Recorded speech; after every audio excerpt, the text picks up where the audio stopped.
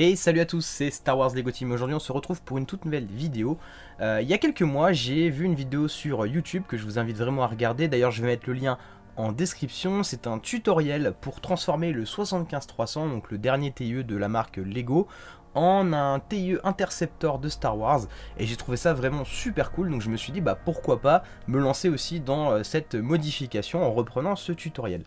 Sauf que très rapidement je me suis rendu compte qu'il y avait des pièces qui n'étaient pas forcément utiles dans son tutoriel, qui étaient soit de légers ajouts esthétiques, soit qui pouvaient être très facilement remplacées par des pièces qui étaient soit déjà présentes dans le set du 75-300, soit dans mon stock. Donc en fait j'ai commencé à réétablir une liste sur Bricklink pour établir les pièces dont j'avais besoin en tenant compte notamment de ces paramètres là. Je me suis aidé pour ça d'une liste qui m'a été fournie par Kaiser's Brick. D'ailleurs je dis un énorme merci parce que ça m'a évité de faire tout le recensement de toutes les pièces qu'il fallait. Donc moi une fois que j'ai pu importer cette liste dans mon propre Bricklink, j'ai pu modifier avec moi les pièces que j'estimais ne pas être nécessaires en déduisant ce que j'avais déjà ou ce qui était déjà présent dans le set selon les modifications que j'avais pensé. Et donc je me suis lancé dans cette grande aventure de transformer le 75-300, qui est un TIE classique de l'Empire, en un TIE Interceptor, qui est un modèle beaucoup plus performant. Et je trouvais vraiment cette version très jolie, donc je me suis lancé là-dedans. Une fois que j'ai reçu mes pièces, je me suis rendu compte que je m'étais un petit peu trompé dans ma commande, donc j'ai dû... à nouveau, il me manquait en fait 3 pauvres pièces, ça m'a vraiment saoulé, je m'étais un peu merdé, je m'ai trompé sur une wedge, donc c'est une plate avec un angle, j'avais pas pris le bon angle notamment, donc en fait j'ai demandé à 2-3 copains s'ils avaient pas ces pièces là pour éviter de refaire une commande Bricklink et tout ça, et j'ai un ami Brixcalibur qui m'a envoyé les 3 pièces qui manquaient, donc merci à lui, et du coup j'ai pu compléter mon TIE. Une fois que j'ai eu terminé, j'avais ce TIE en main qui était allé à 95% la version de Hashiroku 24, donc j'étais plutôt content. Mais je me suis rendu compte qu'il y avait un truc qu'il n'avait pas modifié, c'était le cockpit, et ça, je trouve, ça nuisait au réalisme du vaisseau. Et donc moi, j'ai entrepris en fait de faire une modification de ce cockpit là, donc je suis plutôt content, je trouve que ça rend très très bien.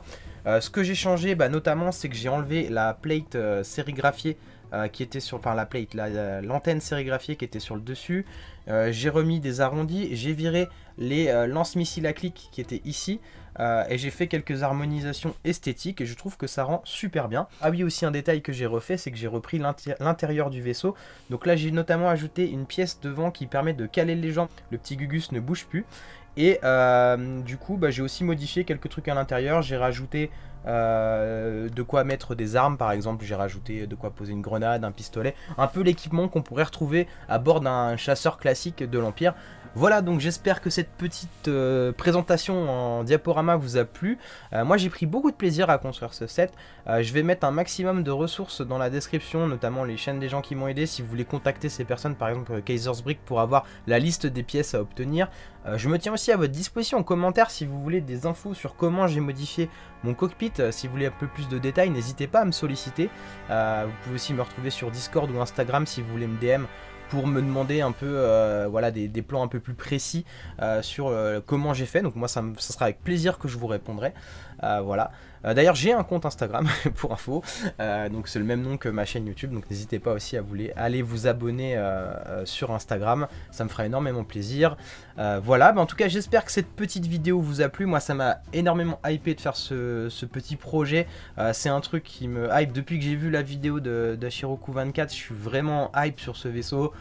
J'ai toujours adoré moi les TIE Interceptor, c'est sûrement mon vaisseau préféré de Star Wars.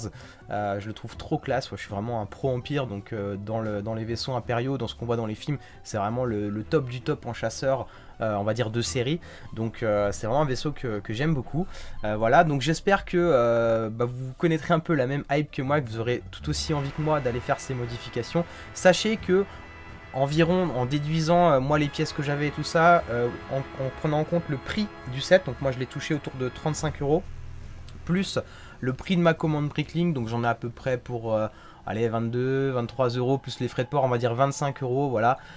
Vous avez une petite idée du coût que ça peut coûter, donc il faut coûter une petite soixantaine d'euros pour avoir le modèle que j'ai environ, voilà.